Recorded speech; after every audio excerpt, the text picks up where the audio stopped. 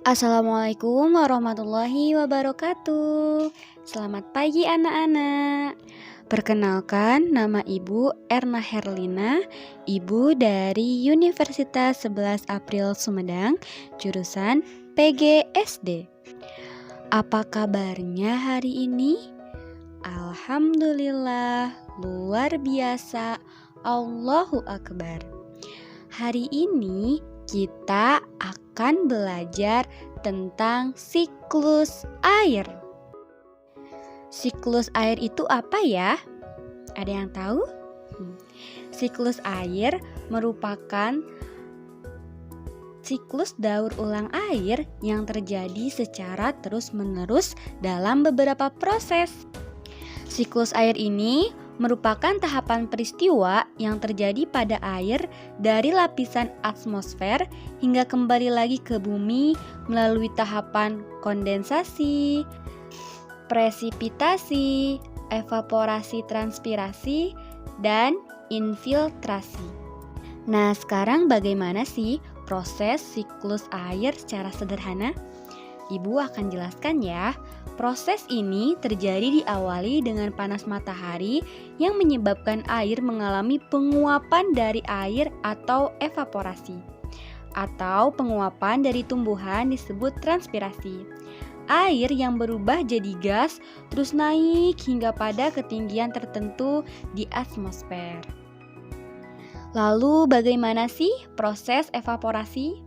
Nah, pada proses ini penguapan air berasal dari air laut, sungai, danau, rawa, atau badan air lainnya.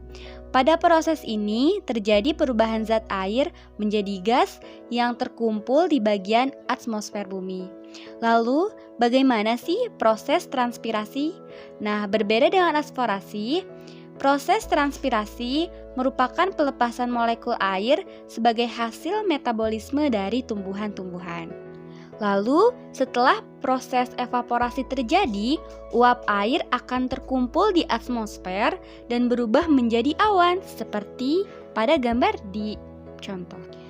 Lama-kelamaan, awan akan berpindah ke tempat yang lebih tinggi karena terbawa angin. Semakin tinggi suatu tempat, maka suhunya semakin rendah. Akibat perubahan suhu dan awan sudah mengandung banyak uap air, maka kumpulan uap air tersebut akan mengalami pengembunan yang berbentuk titik-titik air. Lalu membentuk awan hitam yang siap turun sebagai hujan ketika mencapai titik jenuh. Nah, proses ini disebut proses kondensasi. Lalu selanjutnya ada proses presipitasi. Presipitasi merupakan proses turunnya air dari awan menuju bumi. Proses ini sering kita kenal dengan sebutan hujan. Lalu yang terakhir ada proses infiltrasi. Nah, setelah turun ke bumi, air akan diserap oleh tanah, bahkan diserap juga oleh tumbuhan.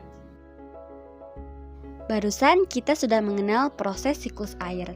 Selanjutnya, kita akan mengetahui mengenai jenis-jenis siklus air. Siklus air terbagi menjadi 3 jenis. Yang pertama adalah siklus pendek. Nah, siklus air pendek diawali dari evaporasi air laut ke atmosfer, lalu diikuti dengan pembentukan awan yang kemudian menurunkan air sebagai hujan. Air tersebut akan mengalir kembali ke laut. Lalu, siklus kedua ada siklus sedang. Proses ini bermula dari air yang menguap, membentuk awan, lalu mengalami kondensasi dan turun sebagai hujan. Lalu siklus yang terakhir ada siklus panjang. Siklus panjang diawali dengan evaporasi dan kondensasi air laut menjadi awan. Lalu kemudian awan akan terbawa oleh angin ke tempat yang lebih tinggi di area daratan. Awan yang terbentuk akan kembali bergabung dengan uap air dari evaporasi danau dan sungai serta transpirasi tumbuhan. Lalu, hal apa aja sih yang mempengaruhi siklus air?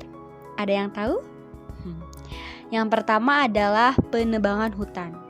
semakin banyak pohon yang ditebang, maka semakin banyak pula mengurangi jumlah tanaman yang merupakan salah satu penyerap air. Ini dapat berakibat pada tidak terserapnya air dengan baik dan mengakibatkan terjadinya banjir.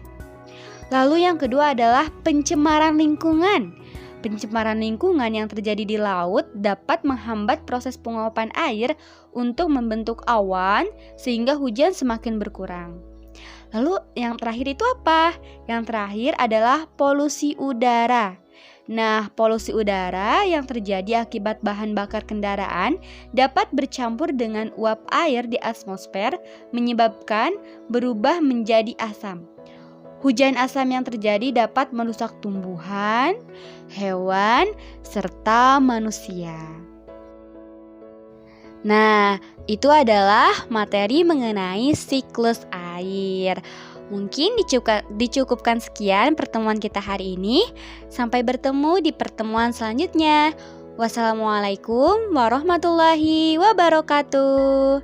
Terima kasih anak-anak.